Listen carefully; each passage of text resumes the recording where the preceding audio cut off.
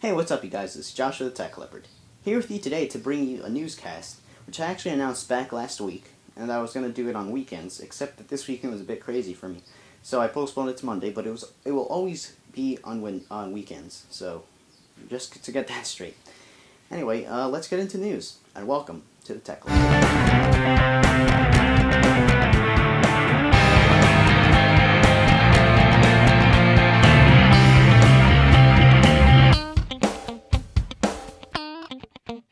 Okay, our first story is, Wii U was almost a portable. Nintendo announced the Wii U back at E3 2011, earlier this month. They actually announced two different things, a home console and a portable controller.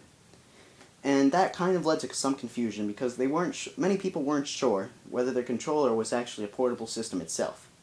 But Nintendo president Satoru Iwata recently stated in an interview that Nintendo considered making the Wii U controller an actual portable console itself, but decided that in order to get sharper graphics onto the screen of the Wii U's controller, that it needed to be streamed, like the game needed to be streamed to the controller itself from a hardware unit.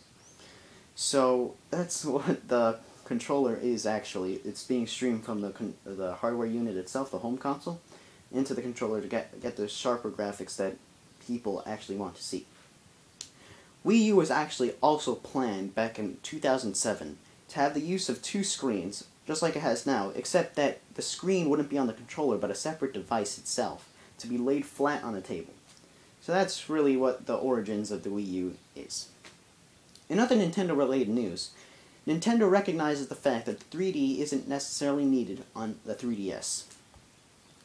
Famed Nintendo game designer Shigeru Miyamoto discussed the non-necessity of 3D on the 3DS. He acknowledges the fact that many players don't necessarily play the 3DS in 3D, but rather in 2D, so they slide the slider all the way down to have 2D effects on the 3DS. But he also says that many gamers would actually enjoy playing, they enjoy switching from 3D to 2D, and that's actually what I do, because I actually play the 3DS equally the amount of time as in, I play 3D as much as I play 2D.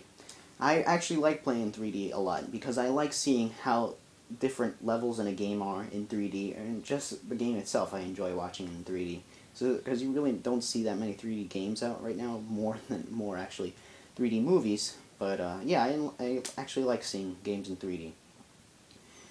So that's all the Nintendo-related news we have for that week. And Noire is actually the last story we have today.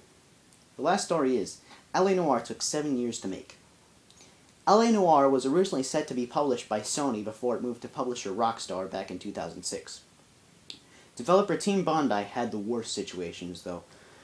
Not only did they have to make the game, but they also had to work ridiculous hours. And you won't believe me, but 9 a.m. to 3 a.m., 5 days a week. And people won't get paid overtime unless they stayed throughout the entire lifespan of making the game. So unless they stayed until the day it came out, it was released to to players around the world, they did not get paid their overtime hours. So yeah, Team Bondi also had their studio founder Brendan McNamara was also not the easiest person to work with. Whatever he wanted to get done, he went straight to the source to get that thing done, and he didn't go through other people, but he didn't pass this decision by other people. So he didn't get any advice from anyone else before he made his decision, so he went straight to the source. This experience with Team Bondi has scarred many workers, and actually led them to never work with video games ever again. So think about that next time you play Noire.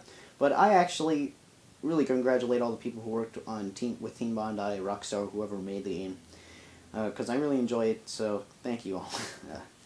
Anyway, question of the little video. Do you think the Wii U should have been a portable console? Interesting responses should be put down below in the comment bar, and I'll hopefully put them in the next video. If you enjoy this, please give it a thumbs up. Anyway, that's it for this week. This is Joshua the Tech Leopard. I hope to see you right back here in the very next video. I hope you enjoyed this video. Please subscribe, rate, and comment, and thank you for watching. See you later, guys.